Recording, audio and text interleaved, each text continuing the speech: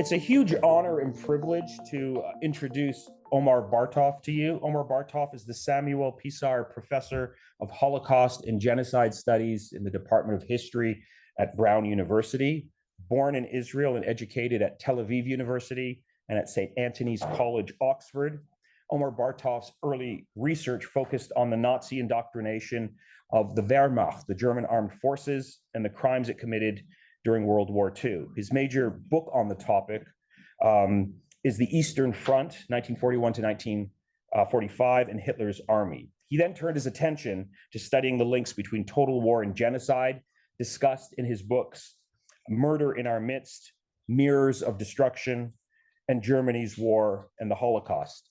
Professor Bartov's interest in representation has led him to study the Jew in cinema, which examines the recycling of anti-Semitic stereotypes in film, and his more recent work has focused on inter-ethnic relations in the borderlands of Eastern Europe. It's not an exaggeration to say that Professor Bartov has published extensively and influentially in the field of genocide studies, the Holocaust, anti-Semitism, and more recently, the Israel-Palestine conflict. Since October the 7th, 2023, Professor Bartov has been extremely busy. He was one of the first scholars of genocide studies to warn in the pages of the New York Times that Israel might be guilty of breaching the UN Genocide Convention due to its attack on Gaza. And in May of this year, after the Rafah invasion, he updated his position to affirm that genocidal acts were indeed taking place in Gaza as a result of Israeli government conduct.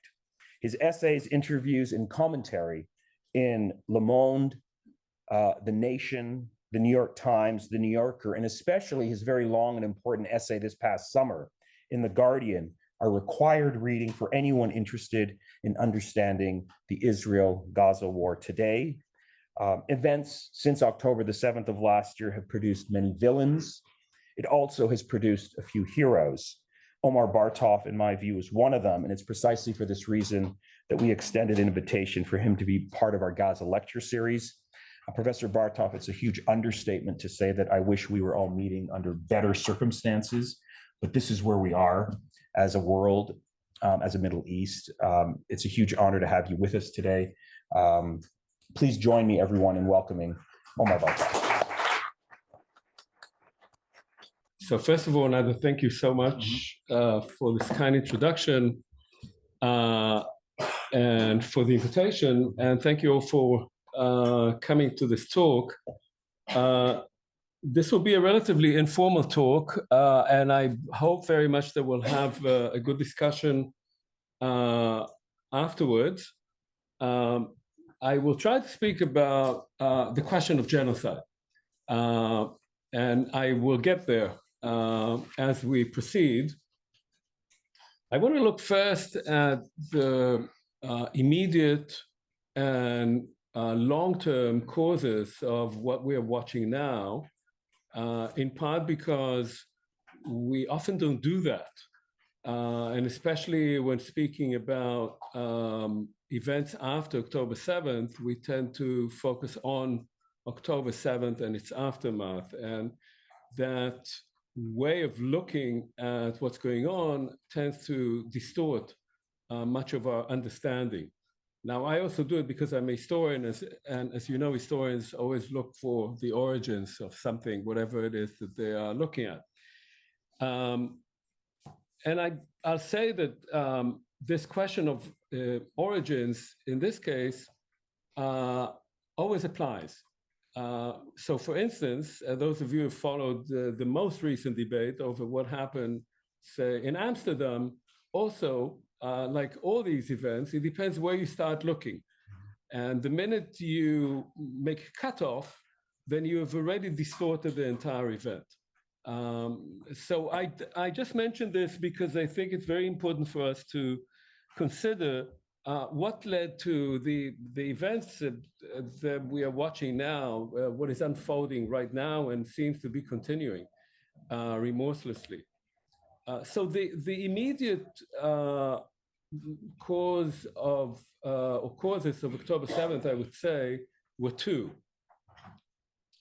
The first had to do with the creation of a new Israeli government after multiple election campaigns that Benjamin Netanyahu, the prime minister, was trying to win and couldn't quite get the right coalition for.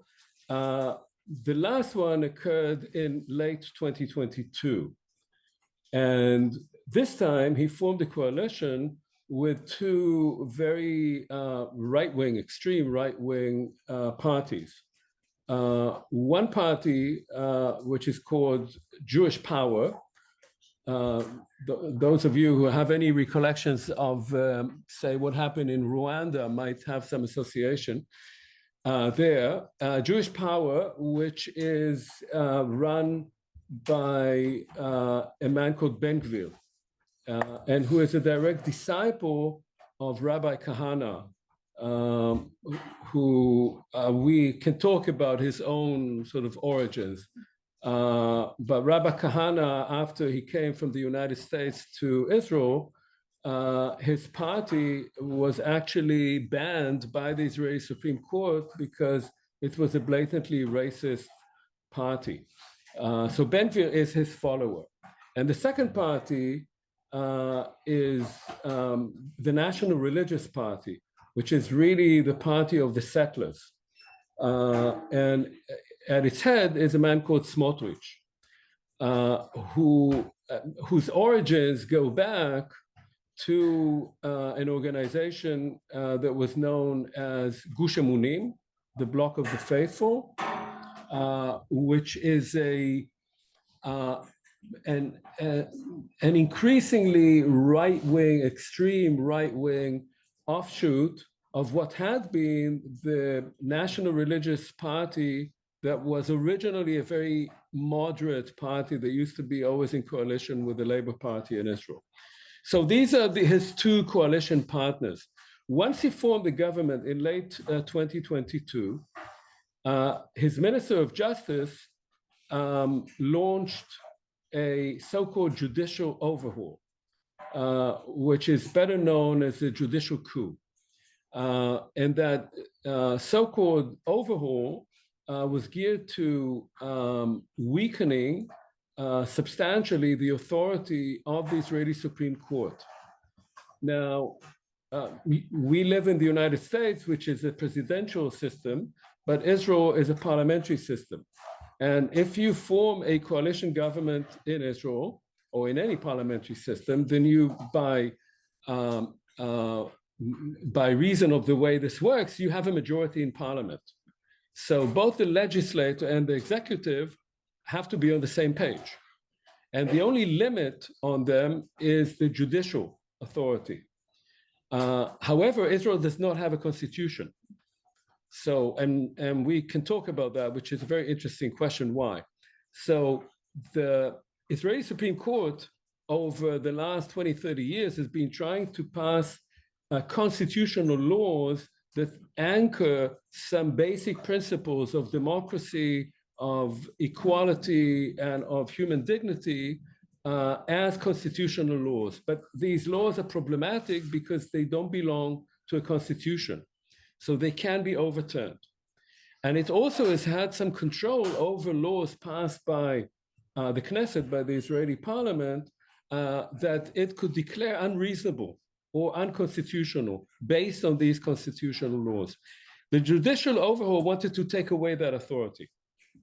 Now, many people in Israel, I would say about half the population, probably over half the population, found that, and I'm talking about the Jewish population, Jewish citizens in Israel, who are about 80% of the population, found that threatening because they felt that their own rights might be taken away from them.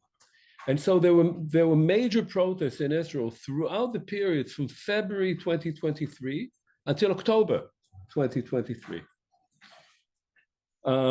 And this was a very impressive sort of assertion of public opinion, only it had one problem.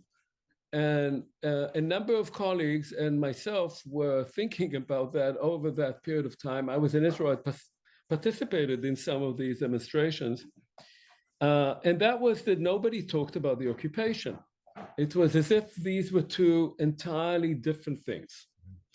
And in August that year, we issued a petition called The Elephant in the Room, which actually was signed by over 2,500 academics, mostly academics, people rather distinguished and mainstream people, historians of Jewish history, of Israel, of Palestine, of the Holocaust, who were also appalled by the nature of what was going on. That is, that the protests were about the privileges of Jewish citizens in Israel, but did not touch upon anything that had to do with the occupation, whereas, as we argued, the judicial overhaul, coup, was not simply about the government asserting its power vis-a-vis the Supreme Court, but in fact was to open the way for annexation of all or parts of the West Bank and accelerating the creeping ethnic cleansing of the West Bank, which, as we said in that statement, was clearly an apartheid regime within the West Bank. That is, that there were two populations living under two entirely different legal systems, one of which is more or less liberal, as it is for, and democratic, as it is for Jewish citizens of Israel, although the extraterritorial, the settlers, the 750,000 settlers who live in the West Bank and East Jerusalem, and the other system is military rule. So it's fundamentally an arbitrary system, and the people living under it have none of the protections that we associate with the democratic liberal rule. And I won't go into all the details. We can if you want, but people can be arrested, for instance, under administrative arrest without any limitations on how long they can be kept in administrative arrest. So we issued this petition, and it got, as I said, a lot of attention, apart from in Israel itself. And the protest movement refused to allow for any protests against the occupation to be a formal part of its own protest against the government. And you may recall that at the time, what some people found especially threatening in the protest movement was that reservists, in particular reserve pilots, were saying that they would not go to train. They would not volunteer for training. And all these people, they're reserve pilots, they are volunteers. They don't have to do what they're doing. They're doing it because they want to, because they think it's important. They said, we won't go to train. If they don't train for a few weeks, then they can't fly anymore. Then came October 7th. Now, one thing is that all these people who threatened that they would not train jumped into the airplanes, and they are largely the people who destroyed Gaza. But that's something that we'll get back to. So this was one event that was going on, and obviously Hamas was watching and was seeing that Israeli society was undergoing serious instability. Mass demonstrations every weekend.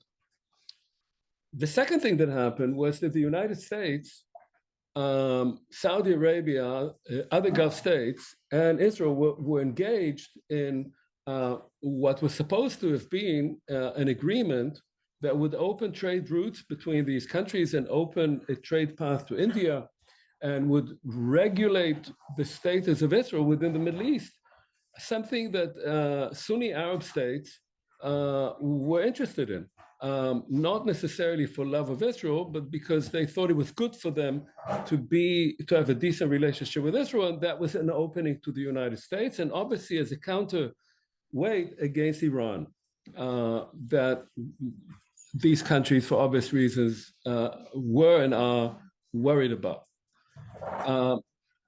And you may recall that shortly before October 7th, Benjamin Netanyahu was in the United States, met with President Biden, and it appeared like this was about to happen. Now, that would have in many ways perpetuated the isolation of the Palestinians. The whole agreement from the point of view of Israel was, among other things, to make sure that the Palestinian issue would never come up again, because Israel already has a peace agreement with Egypt and with Jordan. Saudi Arabia is the next most important state after Egypt, arguably more. And an agreement of this kind would have shoved the Palestinian issue under the rug for the foreseeable future. So in terms of the immediate timing of an attack that had, in fact, as we know now, been planned for at least a year in advance, and that, in fact, Israeli intelligence and other various security agencies in Israel actually knew about, but dismissed as impossible, as a fantasy. The timing for the attack seems to have been, and some Hamas people have subsequently said, connected directly to these two events, to a sense that Israel was becoming much weaker, and people like the chief of staff and the minister of defense, or the former minister of defense now, because he's been chucked out, were warning that Israel would be seen as vulnerable by its enemies. And secondly, because it appeared like the whole political situation was such that this was the last minute before the Palestinian issue would disappear. Now, I should say that within Israeli politics, there was no Palestinian issue.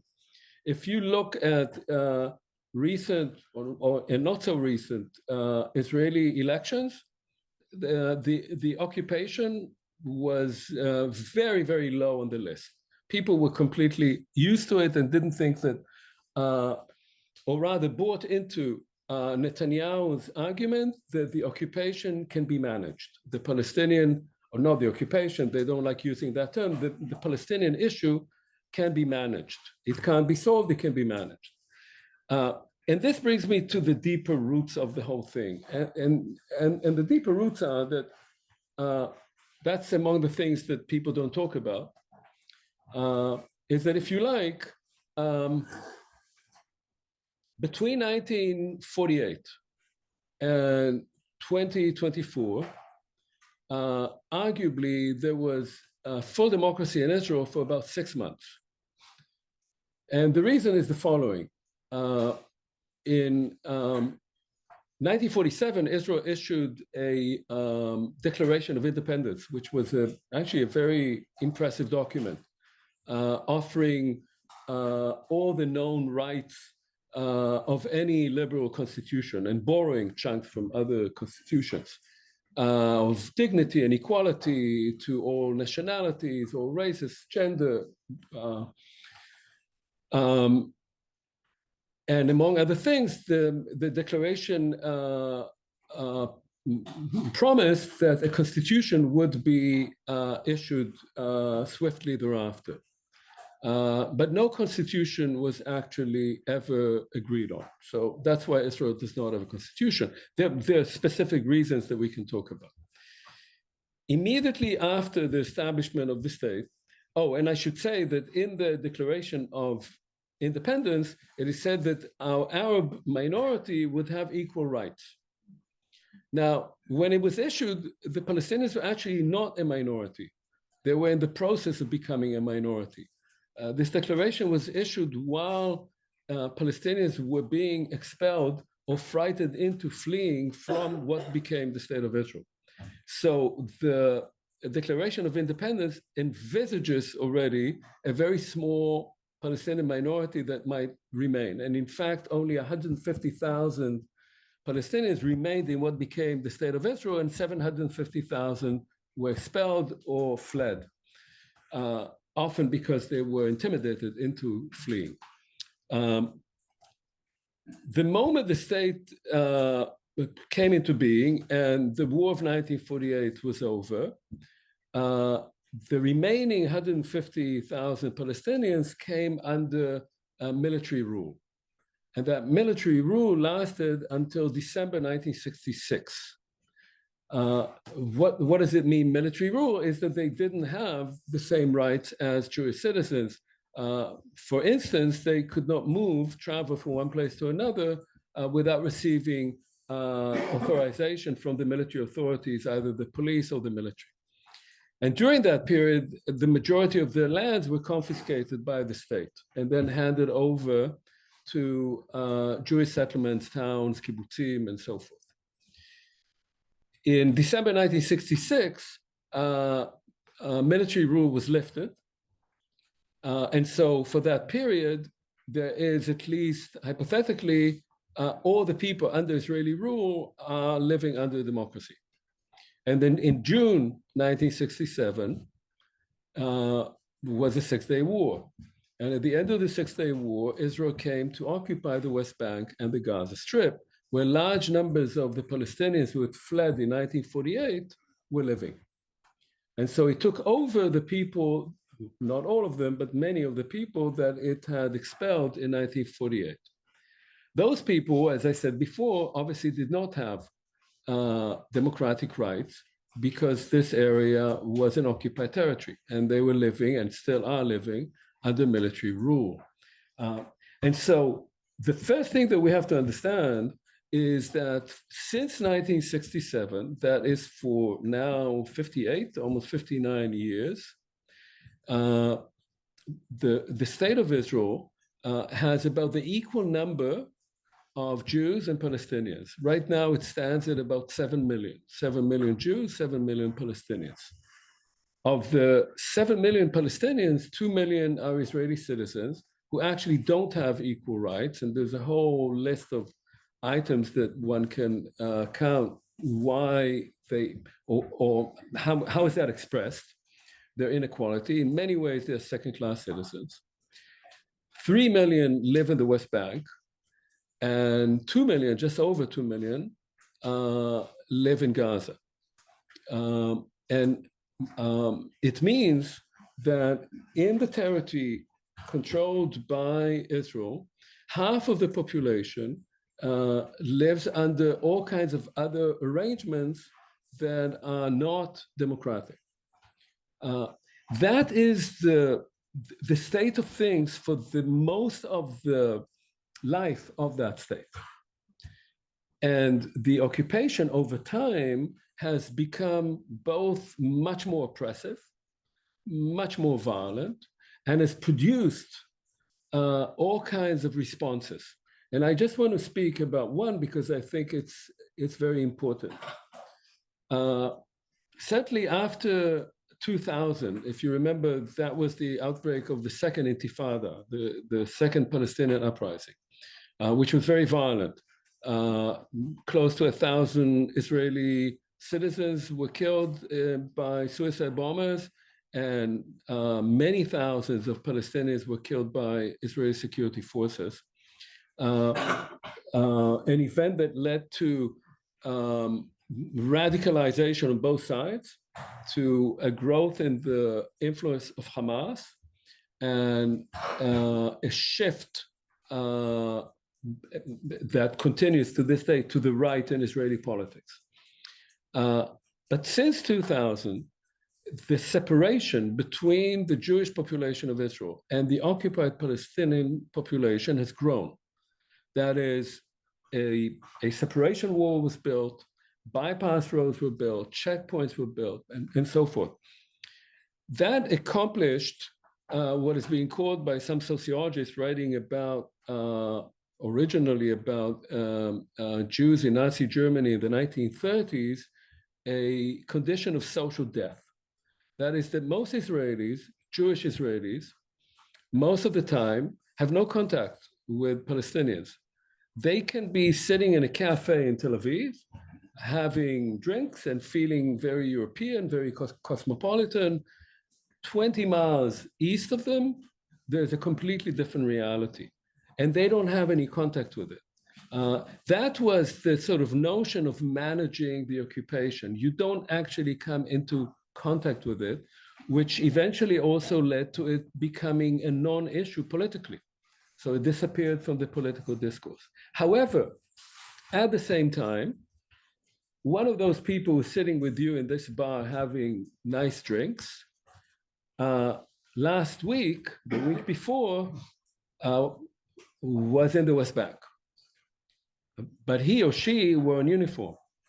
And what they were doing there was controlling that occupation, asserting supremacy, because that's really what they do.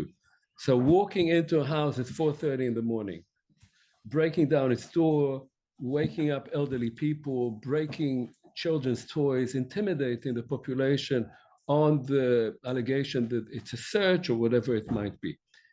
So you have two things happening at the same time, both that those people on the other side don't exist, and when they do exist, they exist only as a targeted population that needs to be policed. So that creates over time, and we are talking about several generations of people.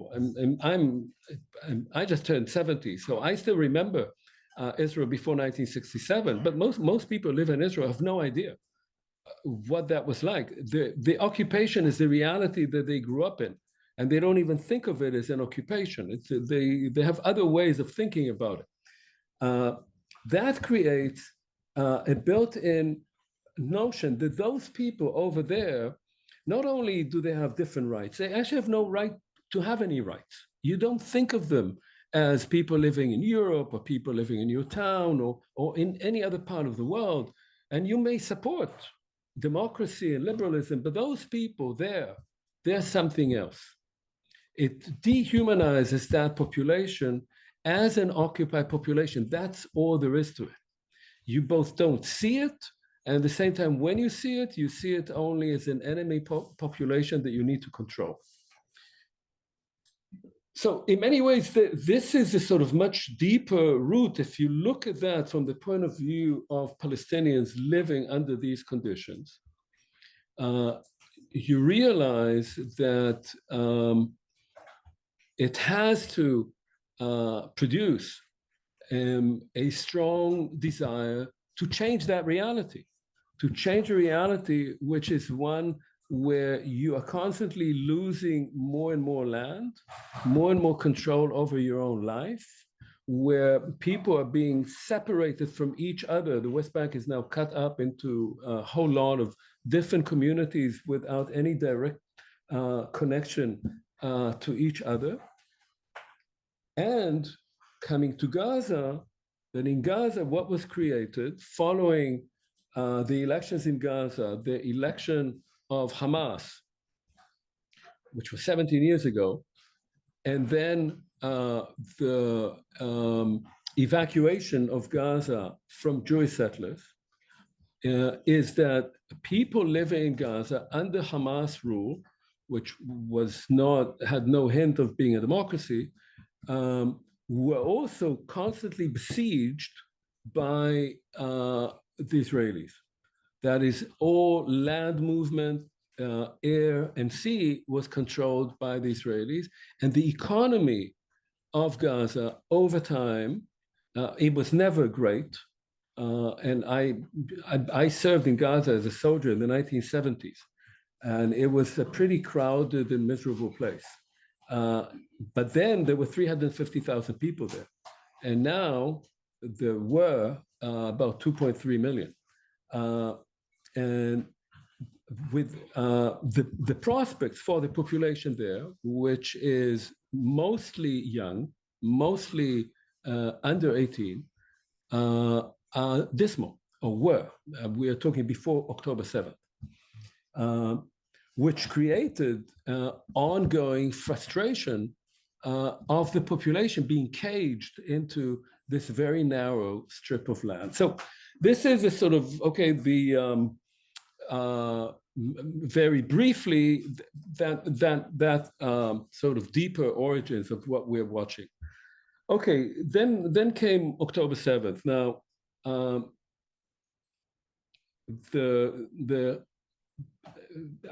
I've written about that. The Hamas attack itself, whatever of it was planned or not planned, the nature of that attack on October 7th was such that under international law, it could and should be classified as a war crime and as a crime against humanity. And potentially, if you want to connect it to the Hamas Charter of 1988, you could also describe it as a genocidal act. I'm less strong on that. The charter itself is a pretty horrible document, but whether we can connect that directly, it's a question. But certainly, war crimes and crimes against humanity were committed. About 900 civilians were murdered. There are reported cases of rape. There are reported cases of torture. 250 and children were killed. Very elderly people were killed, and 251 people, I believe, were taken hostage. And some are still kept hostage, including members of my family. So there is no reason in the world to condone the nature of that attack. However, and I think it's very important to stress that when a population lives under oppressive rule over a long period of time, and especially if it is prevented from its desire to realize self-determination, even under international law, it has a right to resist. And there is no limitation on that resistance being only political. It can also be physical resistance to oppression. So one can say that while the nature of the attack was atrocious, resistance, including armed resistance, is perfectly not only legal, but in fact can be condoned.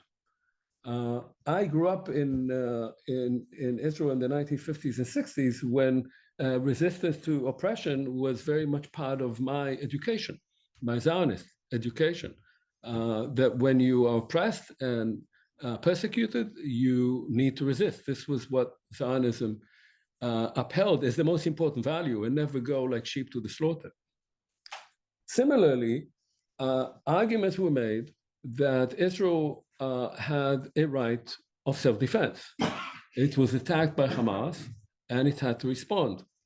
Now, there's again, it's a little murky in the sense that Gaza was not an independent state, and according to the UN itself, it was an area under occupation externally. It was run by Hamas internally, but there was an external occupation of that area. But even if it were an international war, which is what would be then a right of self-defense, even if we think of it as an international law, your right of self-defense does not give you a right to commit atrocities. You can protect yourself, but that doesn't mean that you are off the hook for carrying out crimes. And that brings me to what I wrote at the time in November 2023. I've been following this quite closely from my perch in Cambridge, Massachusetts. So I wasn't on the ground, but I was following it as closely as I could. And by then, I'd become convinced that the IDF was carrying out war crimes and potentially crimes against humanity. And it was not something just theoretical, because the IDF was implementing at the time a tactic that it had already developed in 2014 in the previous attack on Gaza, which meant that in order to save the lives of its soldiers, when you're moving into a heavily built up area, you don't just send them in. You first send in aircraft to bomb those places. You shell them with artillery and with tank fire. And you order the population to leave for its own safety. And then you assume that the population left, even if many people don't leave. They don't leave because they don't want to leave. They don't leave because they can't leave, because they're sick. But you assume that they've left. And that means that those who have remained now outside of the law. And then you move in. The result is that you kill large numbers of civilians. Not only are you killing large numbers of civilians, you're also destroying the homes, the residences of the people who left. So they also, if they are ever allowed to come back, they cannot come back. Now, this happened in 2014, and about 2,000 or 2,500 civilians were killed, of whom about 500 were children. And these were figures that Hamas gave, but in fact, the Israeli Foreign Ministry issued exactly the same figures, which tells you that they actually were accurate, or at least if these two bodies gave similar figures, they appear to be accurate. But of course, what happened in Gaza, once the IDF moved in, after all this massive bombing, was on a far larger scale. Now, what was unclear when I wrote that piece in November was what ultimately is the goal of that? Where is this going? If you looked at it simply, and I started my life as a military historian, and I served in the army 4 years, and I was the company commander in the IDF. So if you look at it from simply the military point of view, the whole operation was kind of strange because it started from the north and was going south. That's not usually what you would do. I mean, if you want to defeat an enemy and you just go head on, then you're back in 1914. You are fighting a war that the IDF has never fought before. It would have made much more sense to go from the south, and then you would have enclosed the enemy in some kind of pocket. You could deal with them. But no, they were going from the north, gradually working their way south. And the question was, what are they trying to accomplish? And that's when by May, we had a moment at which the IDF wanted to go into Rafah, which was the only area that it had entirely not gone into yet. And that's already in the south. And the Americans were saying to the Israelis, don't go there. There's 1 million people there. There's 1 million refugees. And those people are people who were displaced once or twice or 3 times because you told them to move for their own safety. And the IDF said, don't worry, we'll move them.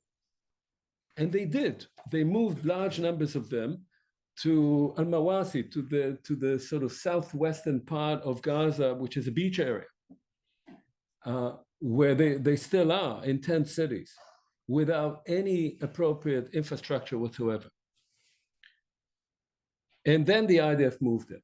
And it was at that point that I thought, so what we are seeing and all the evidence that was building up, what we're seeing is not at all an operation whose goal is to free the hostages, and not at all an operation whose goal is simply to destroy Hamas, neither of which was accomplished, and still has not been accomplished. It is something else.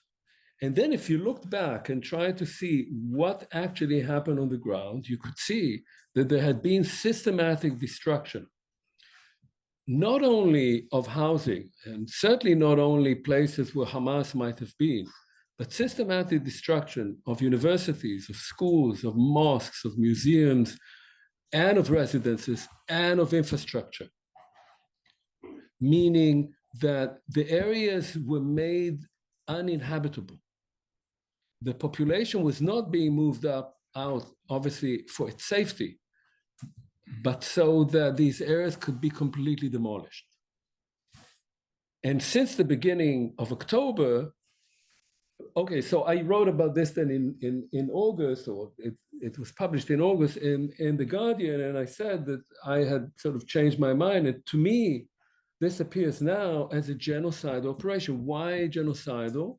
Because it's making the entire area uninhabitable for the Palestinian population of Gaza. Most Gazans are refugees of 1948, and most of them obviously descendants of those refugees. This is a significant part of the Palestinian population under Israeli control, right? It's 2 million out of 5 million who are under Israeli rule, occupied by Israel. That this was not only destroying their homes, it was also destroying everything that makes it possible for a group to exist as a group. If you destroy its institutions of education, its medical services, its places of worship, its places of collective memory, everything is being flattened. You are trying to destroy it as a group. Now, the definition of genocide is on that. The definition of genocide is when a group, an organization, a state carries out actions with intent to destroy a particular group, a national group, ethnic group, or religious group, in whole or in part, as such. That is, you're not killing people as individuals, you're killing them as members of a group. And you're not simply killing them, you're trying to destroy the existence of that group as such, as a group. And one of the clauses in that definition is that you make you are making the existence impossible. That is, the area in which they live has become uninhabitable, which is exactly what the IDF has been carrying out. Okay, so I wrote that in May, but since early October, the IDF has been engaged in another operation. And I've been thinking about that operation because it is very hard in international law to prove genocide for various reasons, but the most important of which is that you need to show both the intent to destroy that group and that that intent is being implemented. And I'm not optimistic about the International Court of Justice, the ICJ, that it will find the entire operation as genocide or genocidal. I don't know, but that's my gut feeling. However, over the last few months, one particular retired general in Israel who is sort of considered to be a well-educated, articulate, and influential voice in Israel, Giora Island, has been talking about what's to be done with northern Gaza, the northern third of Gaza, which is separated from the rest of Gaza by the so-called Netzarim corridor, which has now widened to about 5 kilometers wide already. And he recommended that the population be moved out of it, between 250 to 400,000 people. That's the area where the city of Gaza is and where Jabalia, the refugee camp, but it's built up, it's like a town, or was, exists. And he said it should be done through military pressure, then giving a period of time for the population to leave, after which, if it doesn't leave, it will not receive any food or water. And then they will have to leave, and then we can hunt down whoever remains there of Hamas. And he said it has nothing to do with settlements or anything, it's just a military plan. Meaning that the northern third of Gaza would be entirely emptied of Palestinians and flattened. This, in fact, is what the IDF started doing in October, in early October, and is still engaged in doing, including strict limits on supplies of food and water to this population and systematic destruction. The city of Gaza is already destroyed. Now Jabalia is being destroyed. These areas are being flattened not only by the military, but also by bulldozers. The IDF has built permanent camps there, and there are settlers waiting on the other side to move in. So what you're seeing can easily be seen as stage one of doing that, first of all, in the northern third of Gaza, and then moving on to do the same thing further down south. And I think that it is possible, and I'm just guessing, on the precedent on Srebrenica, which, as you know, during the war in Bosnia, Serbian actions were not described as genocide by the then tribunal for the former Yugoslavia. But the particular massacre of 7,000 boys and men, or 8,000 boys and men in Srebrenica was then defined as genocide. And it seems to me that in the case of Jabalia, of this northern part, the evidence is extremely clear now that this is a planned operation that is meant to entirely cleanse that area, and obviously can serve as a precedent for the next phases of this campaign. So that what we are seeing is no longer a war against Hamas. It's no longer any attempt to free the hostages, because we know you cannot free them with military actions. That was made clear when several hostages were killed when the IDF was nearby, but simply to empty that area and get rid of the population. And I'll end by saying, of course, this is also going on in the West Bank. And so the IDF now is using more and more techniques that it has used in Gaza, in the West Bank, is obviously doing that in southern Lebanon, and is actually just today or yesterday said that it's moving to phase 2, moving further north in southern Lebanon, and it's demolishing entire villages in the same way as it did in Gaza. And if we ask ourselves, where is all this heading? I would say that there are really two alternatives, and I'll speak about that quickly because I see I'm running out of time. So the most likely scenario, as I see it, and in that sense, it may not matter at all which administration we have in the United States, is that the fighting will gradually simmer down. It won't stop entirely. And Israel will establish a full-blown apartheid regime in the West Bank and in Gaza, which will and is already seeping into Israel proper. First, vis-a-vis 1948 Palestinians who are Israeli citizens, who are already tremendously intimidated by the police and the army, especially the police, and also have increasing effect on the Jewish citizens of the state, who are also under growing pressure. The police is already under, this individual, Ben Gvir, is already totally under his thumb. He initially said he wanted to create a militia, but he doesn't need a militia because the police is completely under his control by now. So increasing deprivation of rights also from Jewish citizens of the state, and the establishment of a kind of authoritarian, Hungary-like regime with a fake democracy, but growing limitations of freedom of speech, which already exist now, and so forth. That kind of regime could last for a while. Looking at other precedents such as South Africa, could last for a decade, 2 decades. Eventually, I think it will implode because it will become increasingly isolated also from its own allies. It'll be an embarrassment. It won't be able to sell itself as the only democracy in the Middle East by a long shot.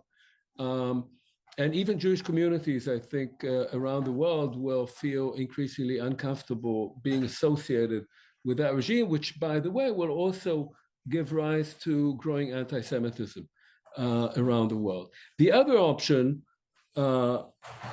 which is probably even less likely now after the election here, is that there would be massive pressure by the United States, which is the main agency facilitating all of this, because Israel has been acting with total impunity since October 23, mass pressure from the United States and its allies on Israel and on Palestinians to find a different way to share that space in whatever way they do it. One state, two state, confederation, which is what I sort of support, but whatever it is, but major pressure. That pressure can be easily brought to bear.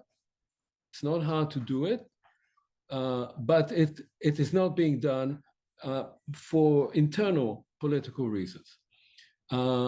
And I don't see these reasons changing in the foreseeable future, and therefore, I think that the first scenario is the most likely. Okay, I'll stop here. Thank you. Thank you very much.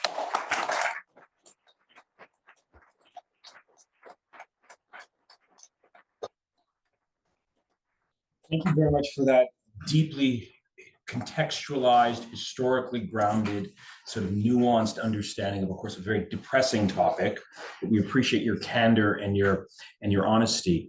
One of the questions that I have for you before I open it up to the floor is, reading what's happening in Israel today among the military planners, what's their plan for the future population of Gaza? There seems to be no discussion. The assumption is we don't care, we'll just let them die off, or is there any thinking about those Palestinians that are left in the south of Gaza, what their future will be? So let me say first that under international law, when you occupy a space, you as the military are responsible for the well-being of the people living there. You can, under certain conditions, move them from one place to another, but then you also are responsible that they have housing there, that they have food there, and so forth, and it has to be temporary. Then they can come back to their homes. So obviously, the IDF is in complete breach of international law by everything that it's been doing. There are many reports, and there have been for a long time now, that the army leadership is not being given instructions as to what to do. That the army, or at least elements in the army, likely the chief of staff and some people around him, are quite happy to leave Gaza because they have no military task there anymore. And they've been saying it now for months. There's no one to fight anymore. There's nothing for them to do. So what they're doing is not fighting an enemy. What they're doing right now is accomplishing a political goal that is not entirely publicly expressed, although there are a lot of other reports that is being pushed by the radical elements in Netanyahu's government.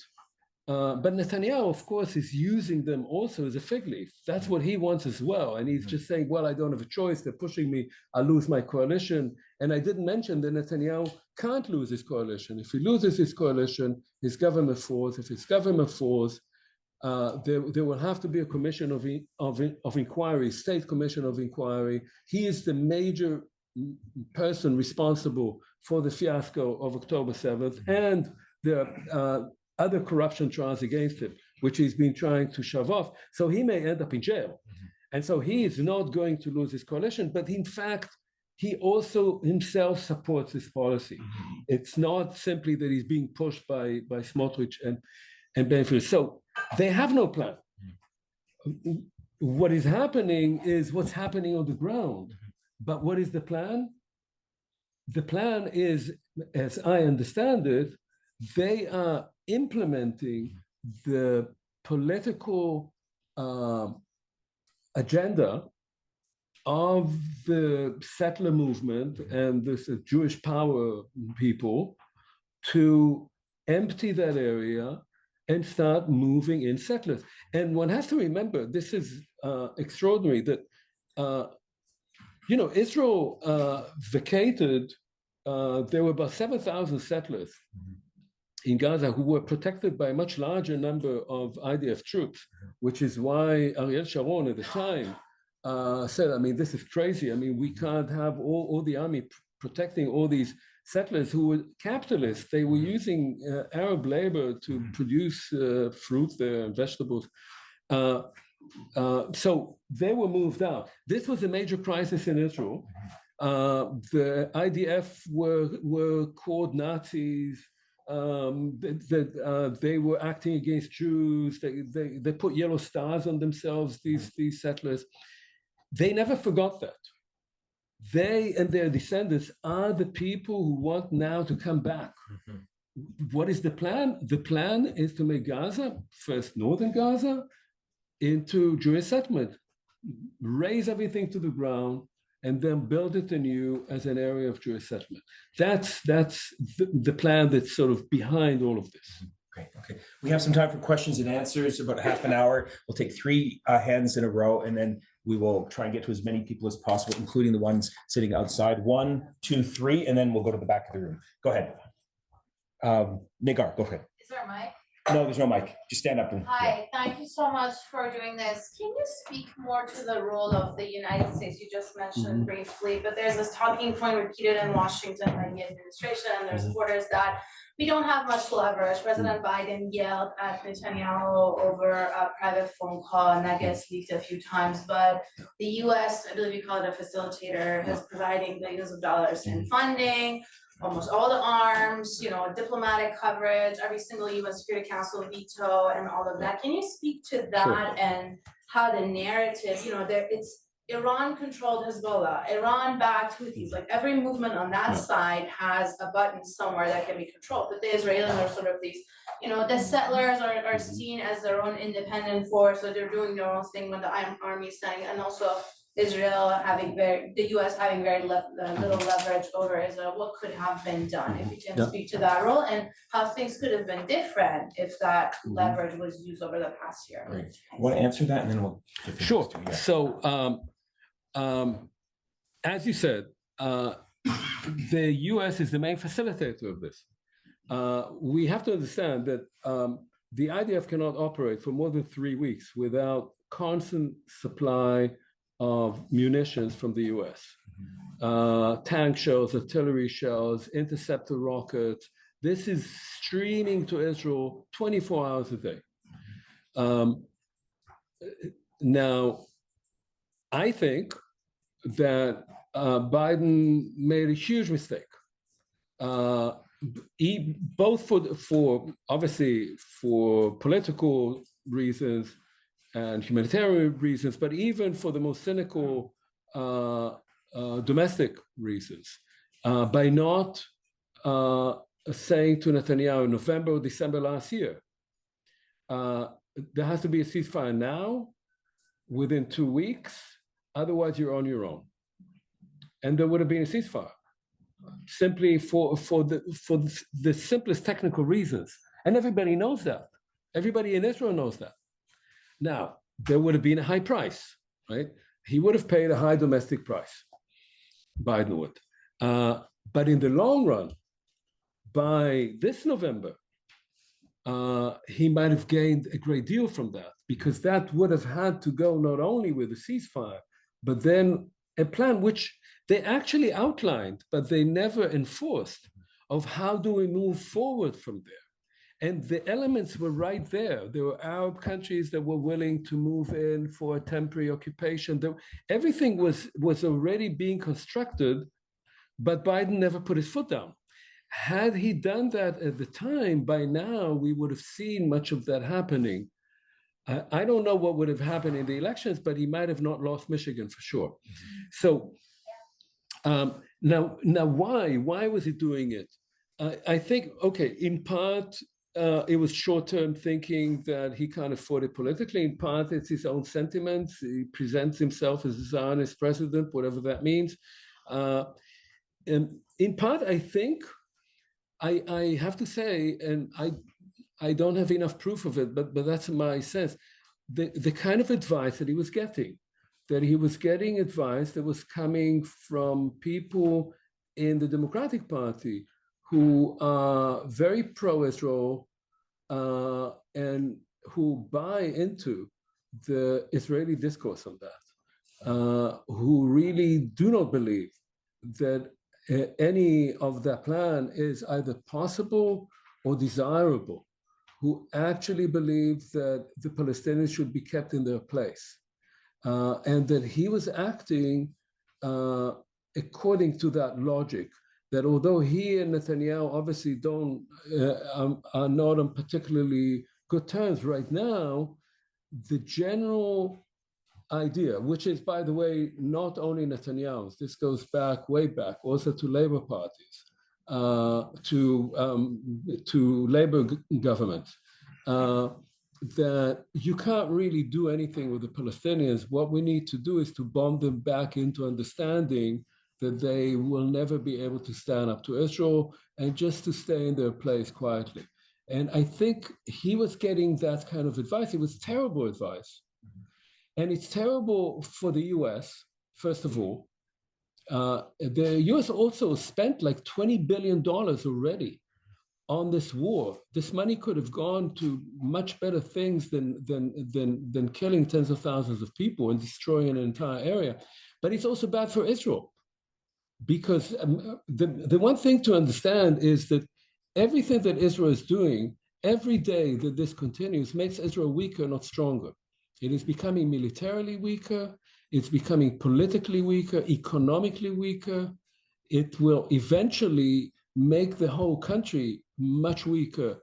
And yet, somehow, the US is allowing it to do it, obviously also politically, in the sense of giving it cover in the Security Council. So yes, I think it was a huge mistake. And in some ways, I know that there are people in Israel now, those who oppose Netanyahu, who are hoping that maybe this incoming administration would have more backbone, at least, to force Netanyahu to act differently. But how differently, we don't know. You're next.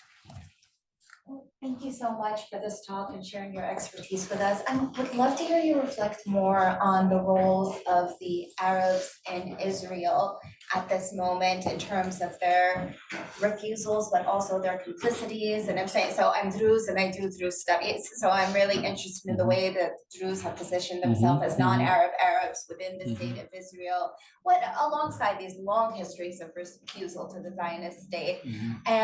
But then how that plays out after, for example, the 2018 nation state law, which declares Israel a homeland for Jewish citizens, where the Arabs stand in the midst of all that and what that means for the Arabs in Israel.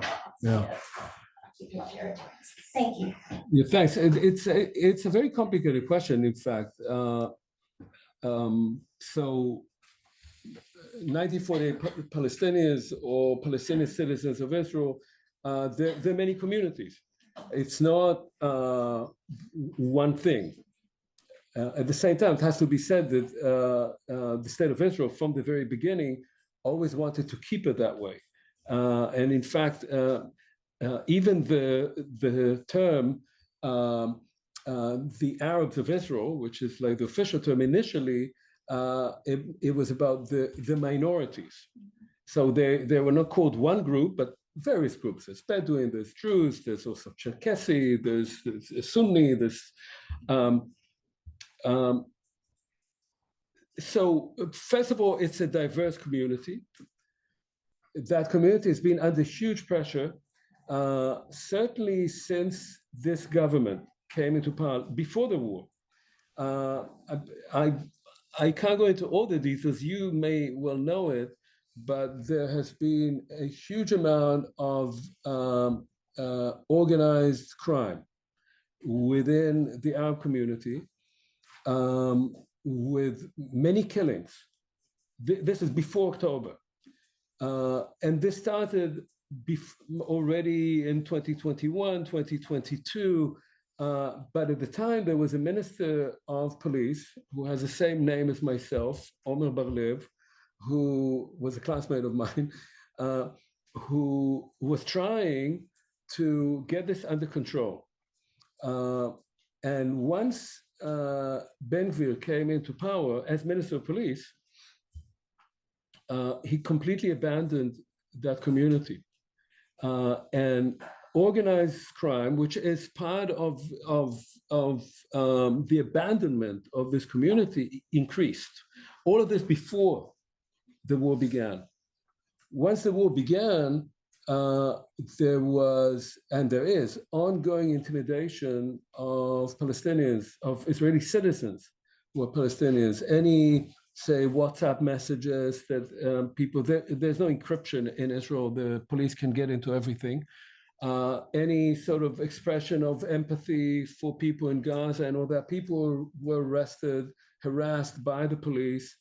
At universities, there were several notorious cases of university presidents, provosts going after Palestinian faculty for not being politically correct according to the Israeli line.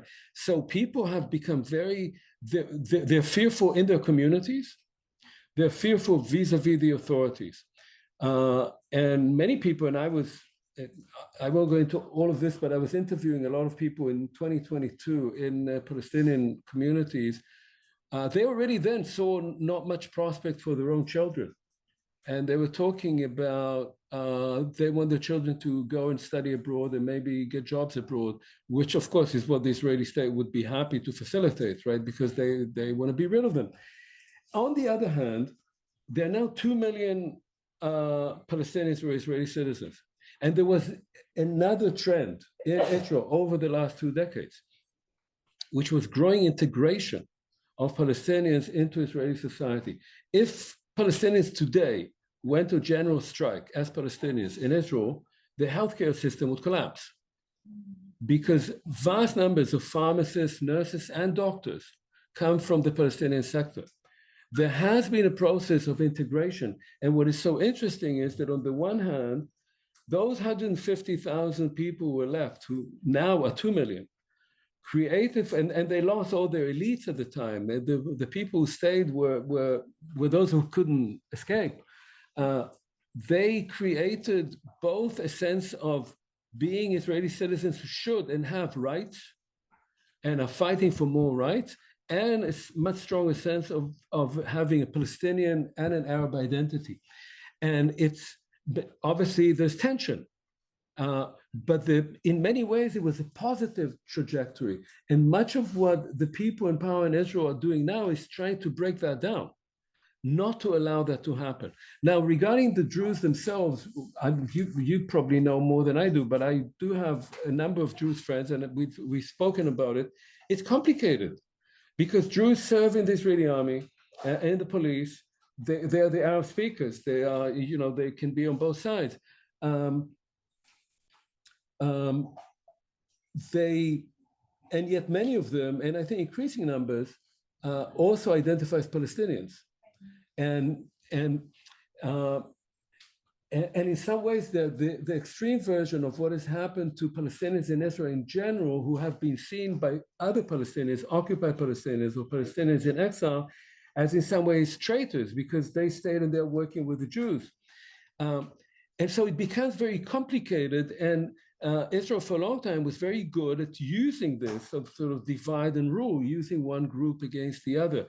But the 2018 nationality law was a huge slap in the face, especially to the Jewish community, which has already paid a very steep price in this war. They have a higher ratio of losses as a community than Jewish Israelis. So it's an extremely difficult situation. And what I find most tragic about it is that Palestinian Israeli citizens could have been and can still be the best link between Israeli Jews and the Arab world, including Palestinians. They are the only group that is bilingual. They're the only group that knows both cultures. And they're the only group that has a real interest in accomplishing this. And yet they're working now against forces that are trying to isolate them as much as they can. Sir, you're next. Hi, thank you for your talk. Maybe it's sidestepping from the main topic, but you mentioned one-state solution, two-state solution, and also the confederation model that you support. Right. Can you elaborate on that? And is there any discourse on that? Yes. Yeah, I'll be quick. So first of all, look up on the internet, A Land for All, under exactly that, A Land for All. So this is something that I'm associated with. it's right now, of course, a pipe dream. I mean, none of this is going to happen tomorrow. But I think as an idea and as a plan, it's very important to consider it. It has two important elements, I would say. One element is that this, from the very beginning, and this is not new. This has been around for several years now, going on 10 years now. It's entirely in cooperation between Palestinians and Israeli Jews. It's not a sort of left-wing Israeli thing that Jewish Israelis want to feel good about themselves and they don't feel good about the occupation, and they're thinking, but they're not talking with the Palestinians, which is what much of the Israeli left was for most of the time. This is, from the very beginning, was in cooperation between Palestinians and Jews in Israel. The second important thing is that it tries to square the circle in the following way. The two-state solution is defunct.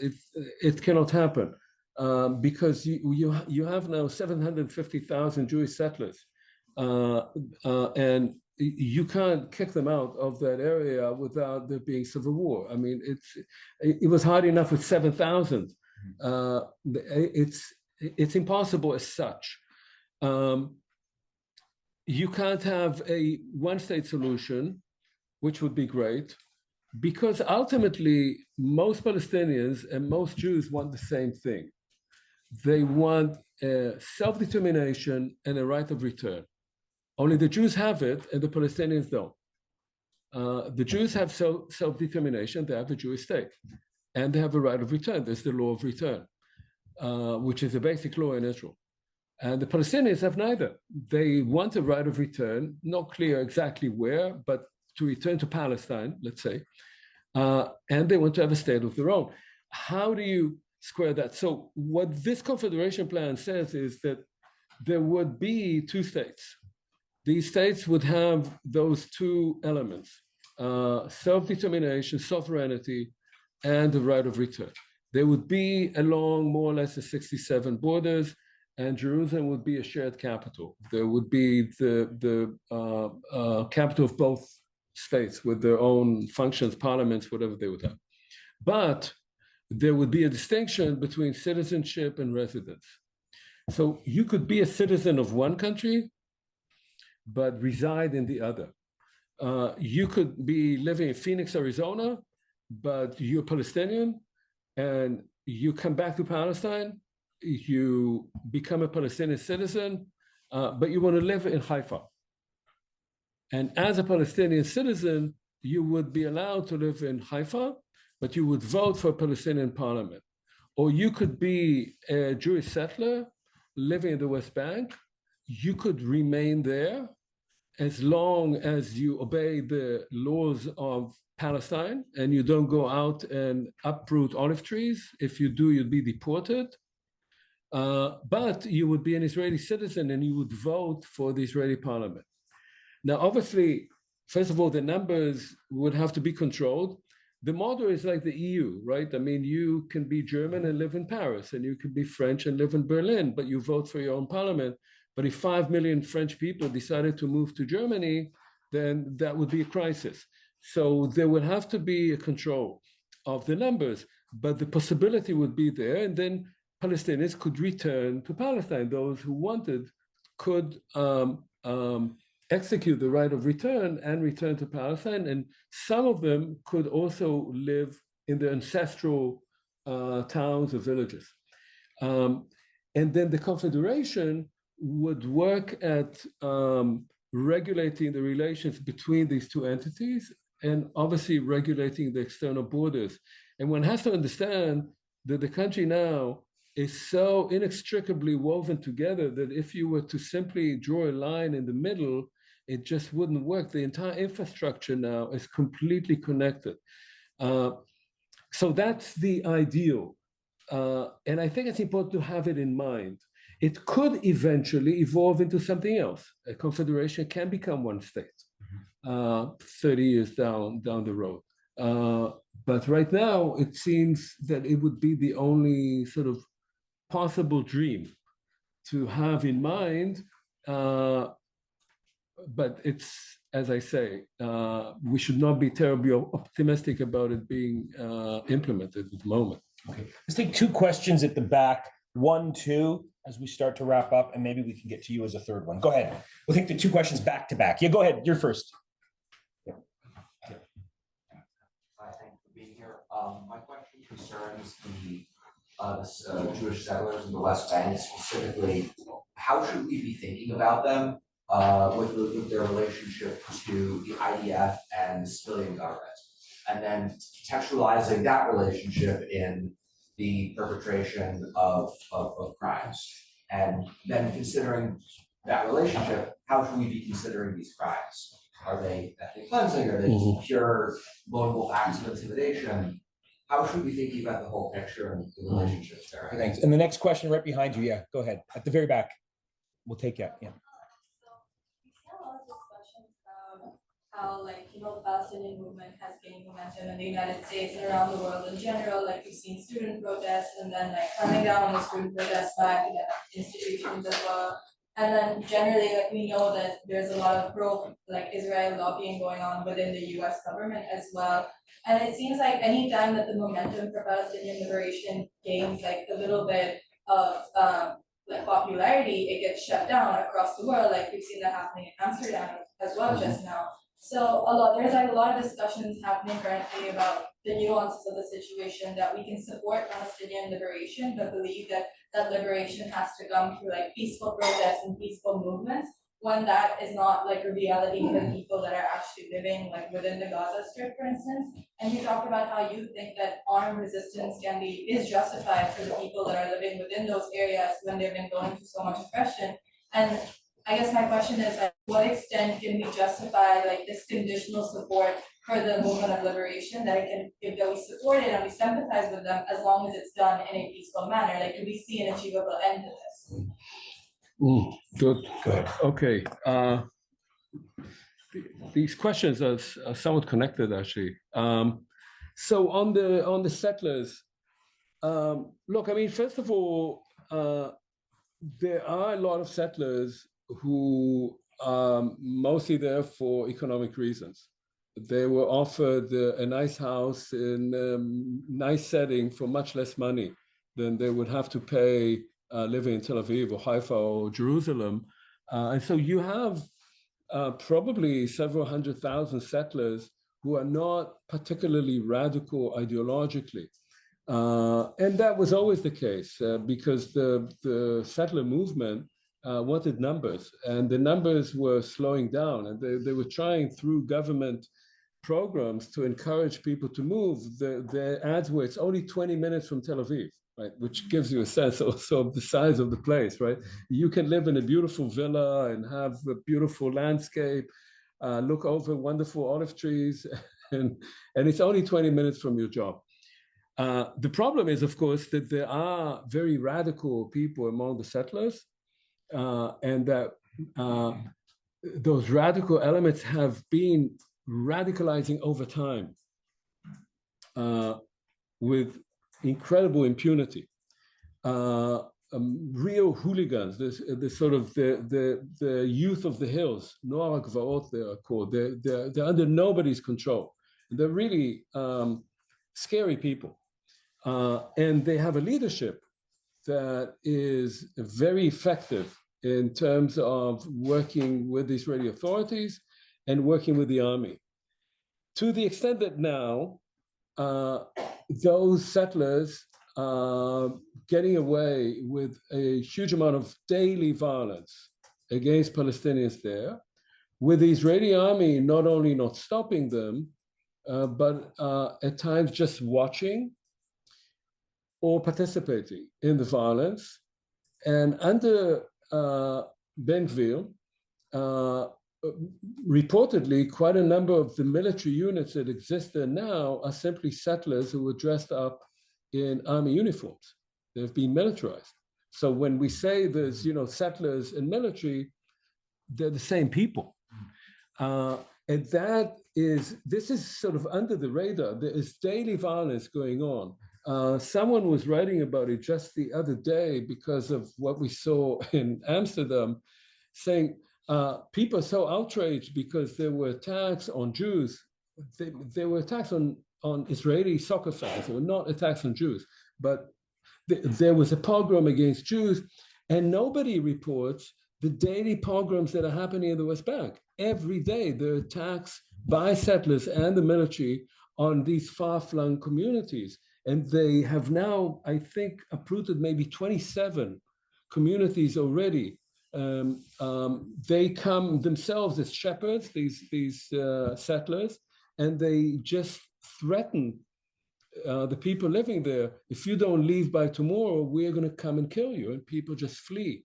So this is happening on a daily basis now. So these are crimes. You asked if these are crimes. Of course, these are crimes. These are war crimes because the IDF is also involved in that. And this is an attempted ethnic cleansing. And that is a program. It looks like what they would like to do is, first of all, ethnically cleanse Area C. And, the West Bank is divided into areas since the Oslo Accords, and gradually take over more and more territory, leaving the Palestinians only in the small areas that are under their own control, which are a very small proportion of the land overall. So yes, this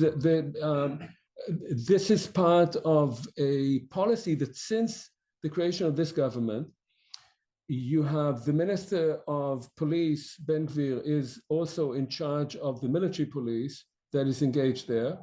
And the Minister of Finance, Smotrich, is also a minister within the Ministry of Defense and has taken over running the West Bank. And what he's trying to do is take over authority from the army, because this is an occupied territory. Supposedly, only the army controls it, but in fact, he is now in control of what's going on there, and he comes from the settler movement. He's their leader. So that's about the settlers. On look, I mean, it's on the protests. It's so complicated. Look, I believe that protests over time in democratic countries, if they're sustained, have an effect. I always think of that book by Samantha Power from 20 years ago, A Problem from Hell. She was reporting from Bosnia as a journalist. And it took 2.5 years, before public opinion started turning to the atrocities that were going on there on a daily basis, the bombing of Sarajevo and all of that. And she writes, and I think rightly, when do governments start paying attention? If these are democratic countries, and which means that you elect people, which means that if you are annoyed with the people you elected, if they're not doing what you want them to do, you won't elect them again, and they understand it, and you make enough noise about it, they will start paying attention because they want to stay in power.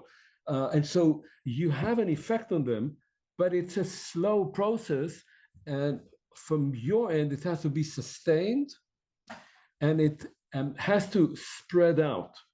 If it marginalizes itself, then it can be just and right, but then nobody pays attention to it. So if, for instance, there are mass protests that talk only about from the river to the sea, Palestine will be free, and people understand that as doing away with the Israeli state, then you're going to lose public opinion. Whether one agrees with you or not within your own circles, you will lose public opinion. You will not have enough. So people have to be savvy about how they organize protests so as to carry more public opinion. I think many people in the United States, in Germany, in Austria, in France, in Britain are appalled by what they're seeing. But they have to be brought out to the streets. And if they think that what you want them to do is to speak against Jews or to speak against Zionism or to speak against the existence of the Jewish state, they may not come. So you have to find a way of appealing to larger numbers of people. As for resistance, I'm talking about resistance when you are oppressed, you have a right to resist. If you live in London, that's another matter. But if you're living there and people are bossing you around, you have a right to resist. Now, again, you should think about it through the goal that you want to accomplish, right? Resistance shouldn't be, on Wednesday, I'm teaching Frantz Fanon, what's it called? The Wretched of the Earth. You should know what you want. If resistance is only outrage, if you only want to destroy your enemy because your enemy has destroyed you, then you may not accomplish any goal, especially if your enemy is much stronger. So but you have the right to resist. In many ways, you have a duty to resist, but you have to do it in a way that would be effective and not only a sort of exclamation of rage, an expression of rage. Okay, we are over the 1:30 mark, and I want to make sure that you get to your next appointment, that you get some lunch. This is an incredibly dark and depressing moment, Professor Bartov, but your moral clarity, your historic insight, and your honesty helps illuminate some of this darkness. So I want to ask the audience to join me in thanking you for being here. Thank you.